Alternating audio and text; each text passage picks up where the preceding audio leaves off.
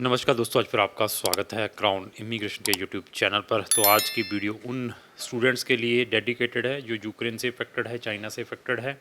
Ukraine वार के कारण affected हो गए, चाइना ने बॉर्डर ओपन नहीं किए, तो उनके लिए FAQ जो कि NMC नेशनल मेडिकल काउंसिल ने अपने पोर्टल के ऊपर अपलोड किए हैं, उसके बारे में हमारी ये आज की एक जनरल डिस्कशन रहेगी।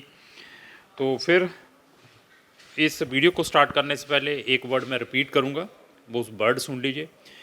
जिन बच्चों का, जिन पेरेंट्स का जो ड्रीम है डॉक्टर बनने का फॉरेन कंट्रीज़ में जाकर, उनके लिए मेरी हाथ जोड़कर यही रिक्वेस्ट है कि NMC की जो वेबसाइट है उसको फॉलो करना है, स्ट्रिक्टली फॉलो करना है उसको। इमीडिएटली आप उनकी वेबसाइट पे जाकर अपनी ईमेल को सब्सक्राइब कर लें, ताकि उनकी जो भी नोटिफिकेशंस हैं आपकी ईमेल पर आती रहें।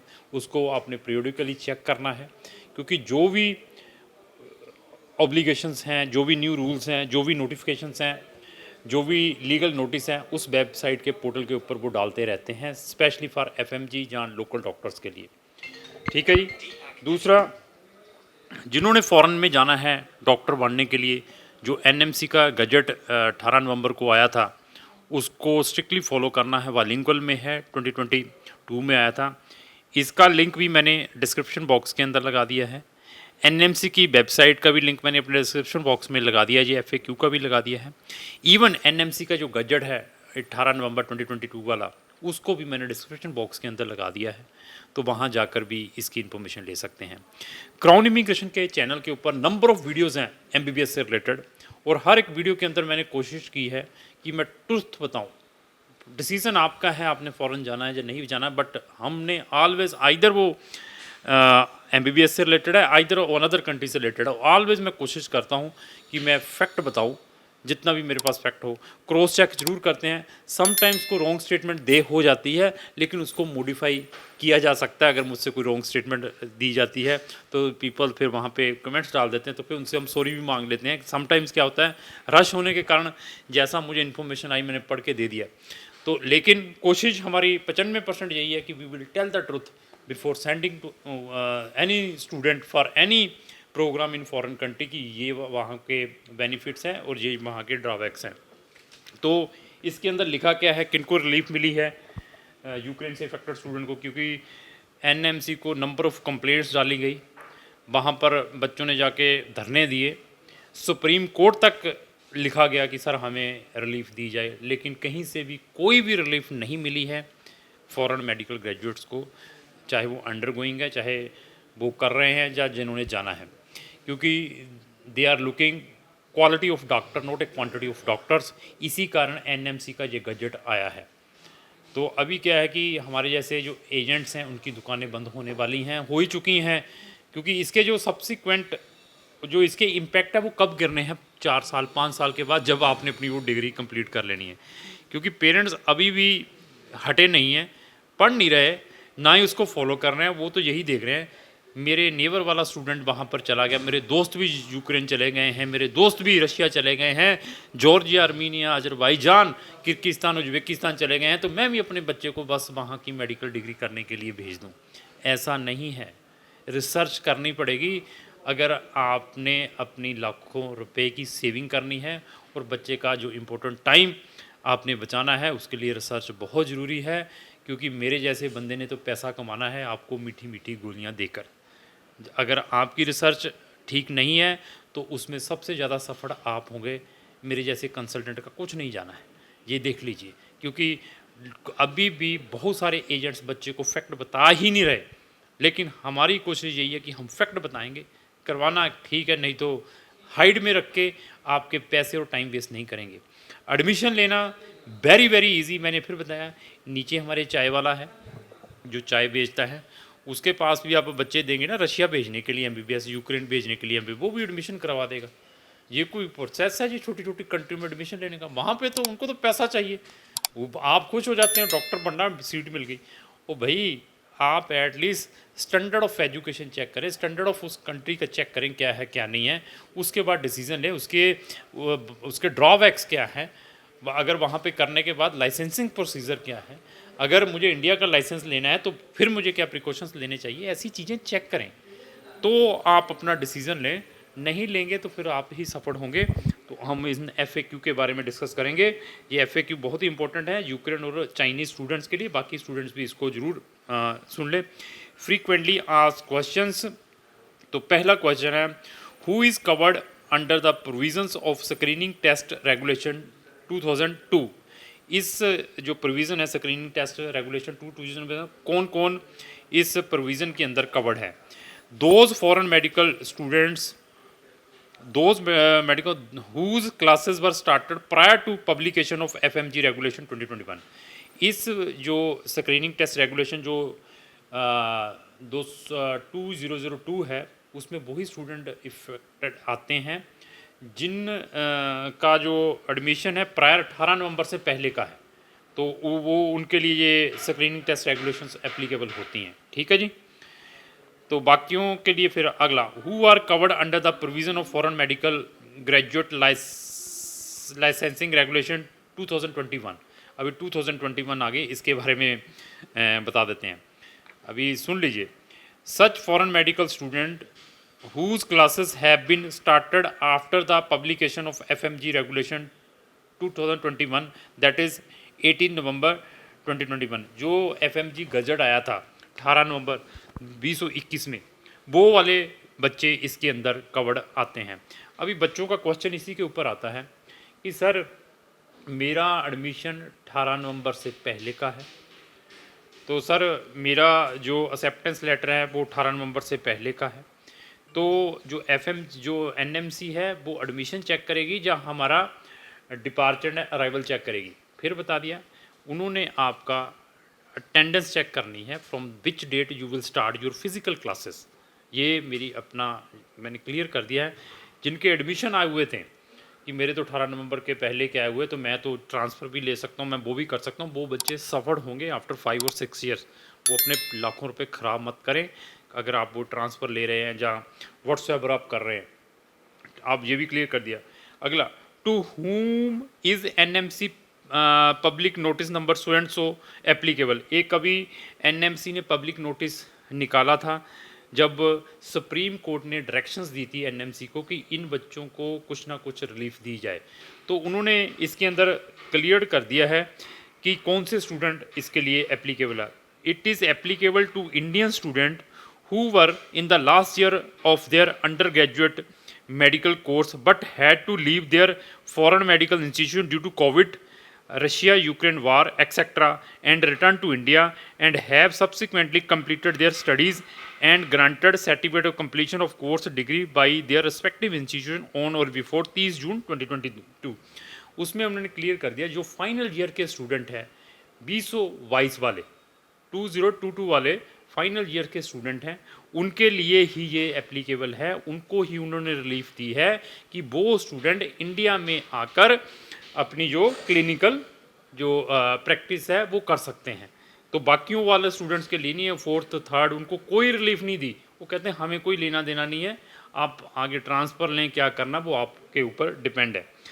आगे क्या पूछा है, whether the foreign medical graduate who have completed their medical qualification during the last year and granted certificate completion of course degree by their respective institution and already qualified FMG exam are also required to undergo compulsory rotatory medical internship for a period of 2 years। अभी ये भी पूछा है कि जिन्होंने कर लिया है और एग्ज़ाम भी क्लियर कर लिया है तो उनको भी ये 2 साल की रोटेटरी करनी पड़ेगी। उसने कहा यस करनी पड़ेगी, yes, in order to make up for the clinical training which could not be physically attended by the FMG during the undergraduate medicine course in foreign institution and also to familiarize them with practice of medicine under the Indian conditions। तो उन्होंने कहा कि उनको भी ये 2 साल की वो ट्रेनिंग है वो करनी पड़ेगी, ये भी क्लियर कर दिया। What if the MBBS course has been completed in July 2022 instead of June 20? उन्होंने उनका क्या होगा कि जिन्होंने अपना जो कोर्स है जुलाई 2022 में कंप्लीट किया है इंस्टेड ऑफ जुलाई 2022, तो उन्होंने कहा कि मतलब जो 2022 ये पूरे के पूरे स्टूडेंट हैं 1 साल, उन्होंने कहा कि वो सारे के सारे इसके अंदर एप्लीकेबल है, उनको कोई प्रॉब्लम नहीं है, जो चाहे कोविड के कारण वापस आए हैं या यूक्रेन रशिया की वार के कारण काबिल, लेकिन फाइनल ईयर के। Next, can Ukraine return foreign medical student transfer to other colleges. अभी ये देखिए बहुत ही इंटरेस्टिंग क्वेश्चन FAQ है। अभी NMC से पूछा है कोई अपना आरटीआई डाल रहा है, कोई उनको मेल लिख रहा है, उन्होंने इसीलिए उसका एफएक्यू बना दिया है। उसमें बच्चे ने स्पेशली यही पूछा है कि जो बच्चा यूक्रेन से रिटर्न स्टूडेंट है वो अनदर कॉलेज में ट्रांसफ़र ले सकता है। मैंने पहली वीडियोस में भी बताया था जब ये गजट आया था ना एनएमसी का 18 नवंबर को, उसमें भी मैंने क्लियर किया था, इसमें भी क्लियर कर देता हूँ। जिन बच्चों को क्लासेस 18 नवंबर से पहले की स्टार्ट हैं, 18 नवंबर से पहले वाले they can take the transfer without any problem. जिन बच्चों ने एडमिशन 18 नवंबर से स्टार्ट हैं या आफ्टर 18 नवंबर है, उनको ट्रांसफ़र एप्लीकेबल नहीं है, वो ट्रांसफ़र ले ही नहीं सकते। अगर वो ट्रांसफ़र लेते हैं 18 नवंबर के बाद वाले या 18 नवंबर से जिनकी क्लासेस स्टार्ट हुई हैं वो ट्रांसफ़र लेते हैं, तो वो एफएमजी एग्ज़ाम में नेक्स्ट एग्ज़ाम में बैठ ही नहीं सकते। इंडिया में एज ए डॉक्टर की प्रैक्टिस या लाइसेंस के लिए अप्लाई नहीं कर सकते। ये क्लियर कर दिया इस क्वेश्चन के अंदर भी। Can transfer be taken from 6 year course to 5 year course, उसमें भी उन्होंने क्लियर कर दिया है। उसमें भी आप चाहे 6 साल वाला कोर्स कर रहे थे और आपने अभी 5 साल वाले कोर्स में ट्रांसफ़र ले ली है, क्या वो बच्चे ऐसे ट्रांसफ़र ले सकते हैं कि अभी आप रशिया में थे या यूक्रेन में थे, वहाँ पर आपका जो ड्यूरेशन था 6 ईयर का था, अभी आप 5 साल वाले में एडमिशन ले लेते हैं, तो क्या वो करेक्ट रहेगा?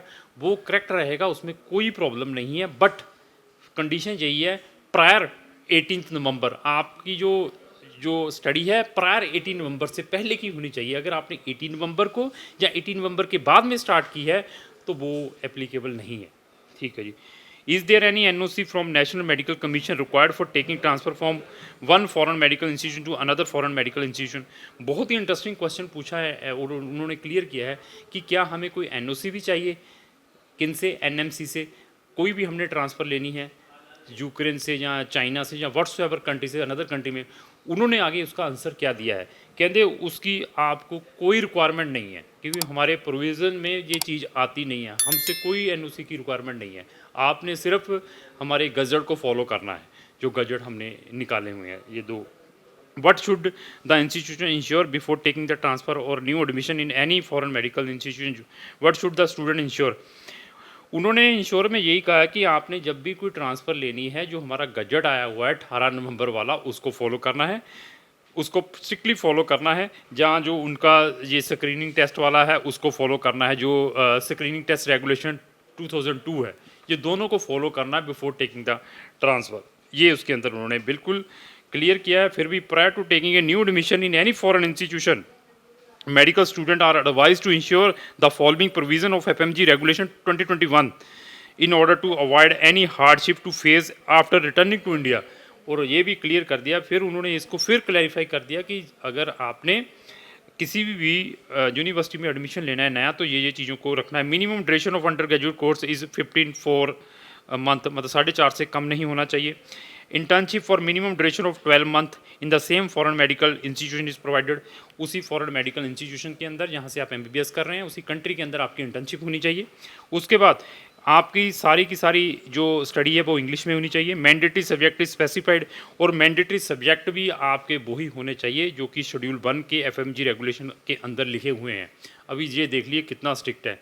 इस गजट के अकॉर्डिंग फ़ॉरेन में जो बच्चा मेडिकल करने जा रहा है एलिजिबल ही नहीं है इंडिया में आके प्रैक्टिस कर पाए, जो उन्होंने जो अभी जो गजट निकाला है 18 नवंबर वाला, उसके अंदर ऐसी चीज़ें रख दी। वो तो कहते आपके सब्जेक्ट भी वही होने चाहिए जो हमने गजट के अंदर लिखे हैं।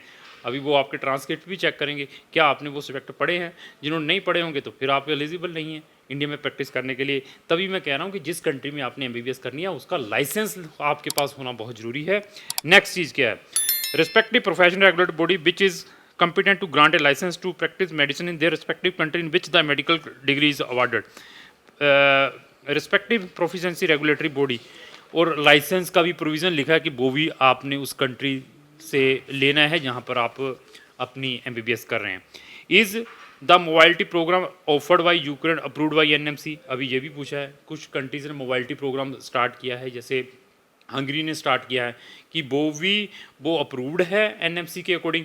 उन्होंने उसका क्लियर किया है, national medical commission does not approved any such programme. कहना हमने ऐसे कोई भी प्रोग्राम अप्रूव नहीं किए, आपने तो सिर्फ अपना जो गजट है 18 नवंबर वाला या जो स्क्रीनिंग रेगुलेशन जो बॉडी है उनका 2002 वाला, उसको फॉलो करना है। Can Ukraine return foreign medical student be accommodated in India medical colleges, ये भी पूछा है कि जो बच्चे यूक्रेन से वापस आए हैं तो उनको इंडियन गवर्नमेंट या एनएमसी अकोमोडेट करेगी। उन्होंने स्ट्रेट फॉरवर्ड लिख दिया है, नो, हम किसी को भी इंटरटेन नहीं करेंगे।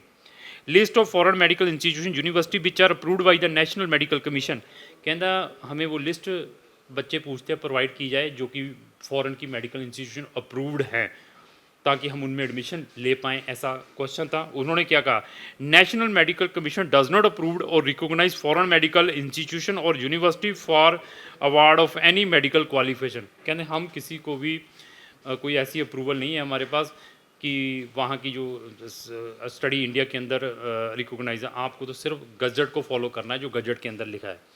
Are online classes for medical return from Ukraine valid, if so study in which year, ये भी पूछा है इसके अंदर। ये सारे के सारा जो क्वेश्चन एरिया है, 2-3 क्वेश्चन है, सारे के सारे मैंने आपके डिस्क्रिप्शन बॉक्स में लगा दी, वहाँ जाकर भी इसको देख सकते हैं। वीडियो थोड़ी लंबी बन गई है तो फ़ोन भी आने स्टार्ट हो चुके हैं, क्लाइंटों को भी मिलना है, मिलने के लिए आए हैं, तो आप एक बार ऑफिस में आ जाइए अगर और भी काउंसलिंग लेनी है। तो इस टाइप की मैं इन्फॉर्मेटिव वीडियो डेली अपने सोशल मीडिया पर डालता रहता हूँ और आप चाहते हैं व्हाट्सएप पर वीडियो में अपने सोशल मीडिया पर डालूँ, उसमें सबसे पहले आप तक आगे आपको हमारे जितने भी सोशल मीडिया फॉलो करने पड़ेंगे। लास्ट ही मेरी यही रिक्वेस्ट है, अगर आपको जो मेरी वीडियो अच्छी लगी तो लाइक एंड शेयर का नाम लो। Thank you.